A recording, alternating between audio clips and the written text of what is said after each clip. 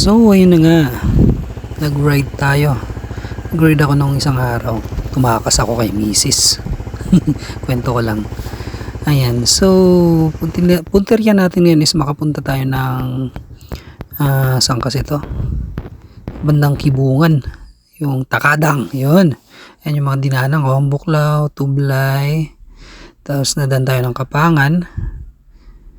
Ayan, ayun ang ganda nung pagkakagawa ng kalsada dyan.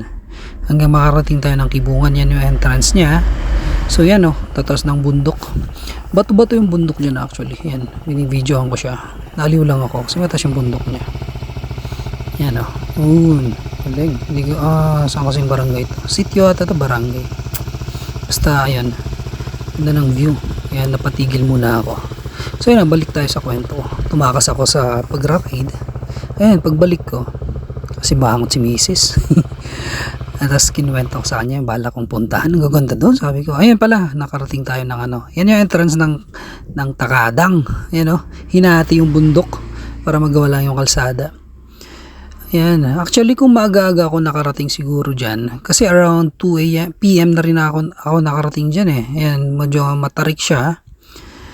Sobrang tarik ng lugar na yan. Tapos yung punteriya kong puntahan is medyo malayo pa dyan. Nasa 1 to 2 hours para yung biyahe. Tapos yan, ganyan yung kalsada. Sinubukan kong lumusong. Kaso sobrang matarik. Tapos rough road. Tapos yung gas ko is 2 bar na lang. So feeling ko hindi naaabot. Tapos gagabihin na rin kasi ako eh. Yung trip nating ride is balikan lang lagi. Hindi pwede tayo sa overnight. Ayan binidyohan ko, sobrang tarik niyan guys. Mabato siya. Tapos medyo dumudulas-dulas yung gulong ko sa likod. Kasi sobrang kapal din ng alikabok eh. Ganyan, solid yung daan dyan. Ganyan siya ako. Mapapansin mo, tumatalon-talon talaga yung motor ko. Ganyan daw yung daan mula dyan hanggang sa makarating ka ng Takadang. Pero guys, babalikan natin yan. Buwelo lang tayo. Feeling bala ko is yung jumper, yung mataas na motor yung dalhin natin dyan. Kasi kawawa yung yung ADV natin. Although kaya naman niya. Pero syempre meron naman tayong pwedeng gamiting mas mataas na motor para lang ma-feature natin yung lugar na yan. Ayan, ganyan yung itsura ng gustong puntahan yung Takadang. Doon tayo pupunta. So ayan na nga, balik tayo kay Mrs. So pagdating ko ng bahay, nakasimangot. Tapos share ko sa kanya na maganda dong sa lugar na to, sabi ko. Tapos may bala akong puntahan sa susunod, sabi ko naman. Sabi niya, sige, kunin mo na lahat ng damit mo, sabi niya. So nagulat ako. Nag-isip ako, gusto ata ni Mrs. mag-overnight ako, sabi ko sa isip ko. So naliw ako, natuwa ako. Pero hindi ko pinahalata, sabi ko sa kanya. Sabi ko sa isip-isip ko, hindi ko kailangan lahat ng damit ko. Pang overnight lang siguro pwede, sabi ko. So sinabi ko sa kanya, hindi ako magtatagal dun. Mga overnight lang siguro pwede na. Muna damit, sabi ko.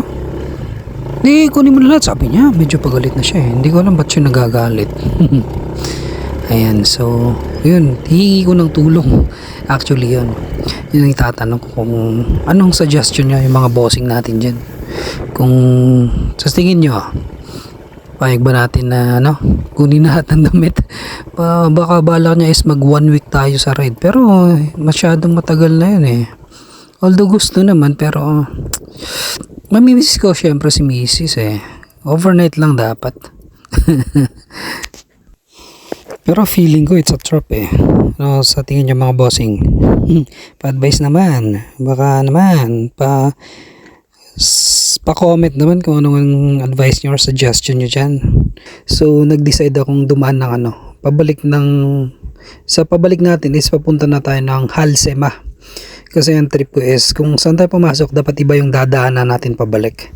So yan, yung route na yan is papunta na ng Halsema. Medyo lumayo siya compare dun sa pinasukan natin, kasi yung daan natin just pumasok tayo ng Kapangan, then paglabas natin is papuntang Halsema.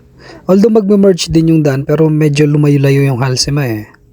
Medyo mas mataas pa siya dun sa Kapangan. So ayan, ganda ng mga view. Ikot-ikot lang, ganun yung pagbi-video. Or makiwa lahat. Mataas, sobrang matarik na yung daan dyan. Dire-diretso na siyang matarik hanggang makarating ka ng Halsema. Yan, so nakakaaliw lang yung mga ano dito. Mga tanawin ng gaganda. Yun, may nagsusunog dun sa bandaran. Hindi ko na na-vision. Yan, so dire-diretso lang. Buti, may part na dyan na umaambon-ambon.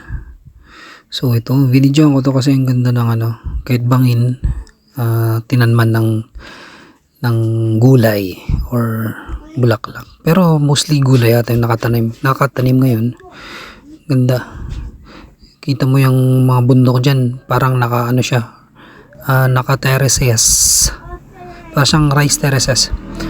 Ayun, so huminto ulit ako dito, part ng Bakon. Ganda nung tulay kasi, so vinidyohan ko siya. So yan, kukunti lang yung ano, hindi ganun karami yung kalsada dito. I mean sasakyan na dumadaan dito. So ito na nga. Yan, naaliw din ako dyan sa bundok na yan, no? Tingnan mo. Natanman. Yan, nasa main road na ako nito. So pabalik na ako ng ano, pabagyo na tayo dito. Yan, no? So tarik pa rin siya. Dito na natutuwa ako. Paisip ako, may nagsisiga ata dun sa baba kaya vinidyohan ko siya, you know. Mausok. Mausok dito. Hindi ako nakontento. Minto talaga ako dito sa property na to eh.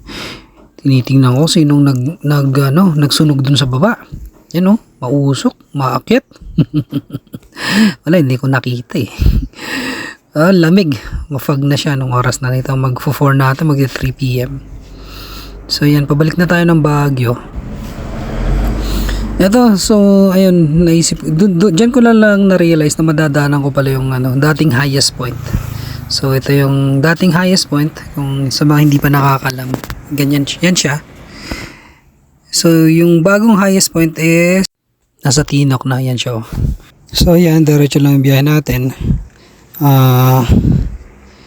Hanggang pabagyo na tayo nito. Nakat na yung video hanggang dito na lang sa part na may ano, yung mga hanging na bato. Kung saan feeling ko sumikat si Halsema Highway kasi yung mga nakosling bato sa highway.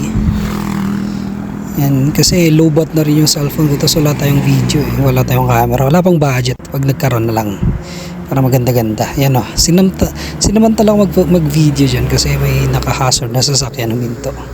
So medyo delikado minto dyan mga sir ma'am ha. Hindi basta-basta hihinto dyan na magpapapicture.